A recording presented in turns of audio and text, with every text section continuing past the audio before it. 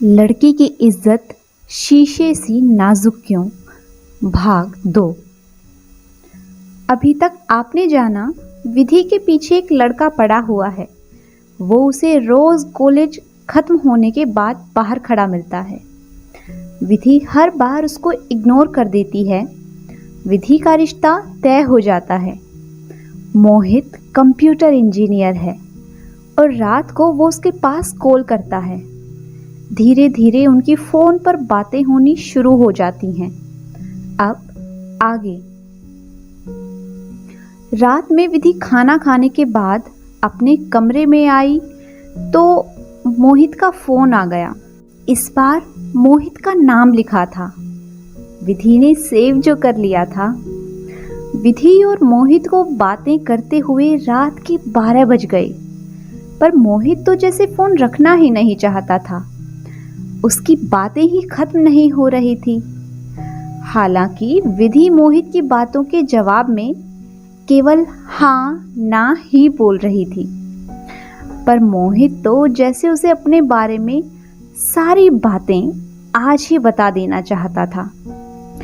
अपने दोस्तों के बारे में, अपनी आदतों के बारे में, अपनी नादानियां और अपनी बेकरारियां सब शेयर कर देना चाहता था। विधि मन ही मन खुश हो रही थी कि इतना प्यार करने वाला इंसान उसका होने वाला पति है और आगे की जिंदगी बहुत प्यार और खुशियों से भरी होगी। विधि के चुप होने पर मोहित चौंका। ओ सॉरी, तुम्हें नींद आ रही होगी ना? कोई बात नहीं, मैं फोन रखता हूँ। मोहित की बात से विधि अपने ख्यालों से बाहर आ गई और जल्दी से बोली, जी मैं सो नहीं रही। फिर? बस ऐसे ही कुछ सोच रही थी। विधि, क्या तुम मेरे बारे में सोच रही थी? प्लीज यार बोलो ना, मेरा दिल तुम्हारी हाँ सुनने को बेकरार है। विधि ने धीरे से कहा। जी सच? मोहित ने सुनकर तेज स्वर में कहा। I love you Vidhi, thank you so much. अब मैं फोन रखता हूँ, तुम सो जाओ, बाकी बातें कल होंगी। जी गुड नाइट। गुड नाइट जान। विधि और मोहित में अब रोज बातें होने लगी थी और हफ्ते भर में ही दोनों एक दूसरे को दिलो जान से चाहने लगे थे। एक हफ्ते बाद दोनों की सगाई होने वाली थी, इसीलिए मोहित विधि से मिलने आया था। हालांकि विधि के मम्मी पापा को ये बात अच्छी नहीं लगी थी, पर क्या करते, सीधे तौर पर मना भी तो नहीं कर सकते थे।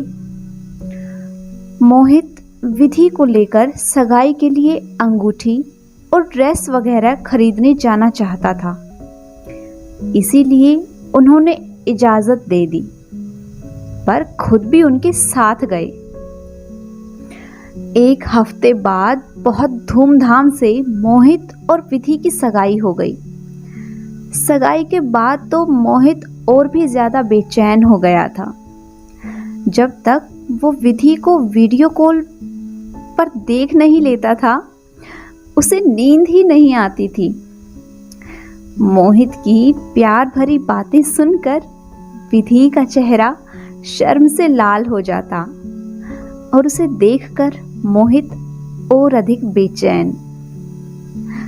आज सगाई के 2 दिन बाद विधि कॉलेज जा रही थी और वो भी अकेले, क्योंकि उसकी इकलौती सहेली दीपा की तबीयत बिगड़ी हुई थी और आज उसे अपनी प्रैक्टिकल कॉपी सबमिट करानी थी, जिसकी आज लास्ट डेट थी, तो जाना बेहद ज़रूरी था। विधि कॉलेज की छुट्टी के बाद नजरें झुकाए बाहर निकली और हमेशा की तरह कार से टेक लगाए वही लड़का नजर आया। विधि ने दिल ही दिल में उसे कोसा और बस का इंतजार करने के लिए खड़ी हो गई। Excuse me miss. विधि को अकेले पाकर वो करीब चला आया और विधि के रगों में दौड़ता हुआ खून अंगारे की तरह दहकने लगा। जी, मैं बहुत दिनों से आपसे बात करना चाहता था, पर मुझे मौका ही नहीं मिल रहा था। प्लीज़, क्या आप मेरी बात सुनना पसंद करेंगे? बहुत ही अच्छे ढंग से पेशकश रखी गई थी, पर विधि को वो बिल्कुल नागवार लगी और उसने कहा, देखिए मिस्टर, मैं यहाँ पढ़ने आई हूँ, फालतू लोगों की बातें सुनने नहीं। आप बहुत दिनों से मेरे लिए परेशानी की वजह बने हुए हैं। मैं आपकी शक्ल भी नहीं देखना चाहती। बातें सुनना तो बहुत दूर की बात है। आइंदा मुझसे बात करने की कोशिश मत कीजिएगा। विधि ने तेज आवाज में कहा और अपनी बस में सवार हो गई, जो अभी अभी आई थी। लड़के ने विधि को बहुत गहरी नजरों से जाते हुए देखा। आज उसके होठों पर बड़ी दिलफरेब मुस्कुराहट थी। उसने बस को तब तक जाते हुए देखा जब तक कि बस उसकी नजरों से ओझल नहीं हो गई। मोहित अपने दोस्त आकाश के घर आ गया। अरे यार, तू बड़े दिनों बाद याद किया मुझे। तेरे यार की शादी होने वाली है। क्या? अगले महीने? अगले महीने? यार, इतनी जल्दी?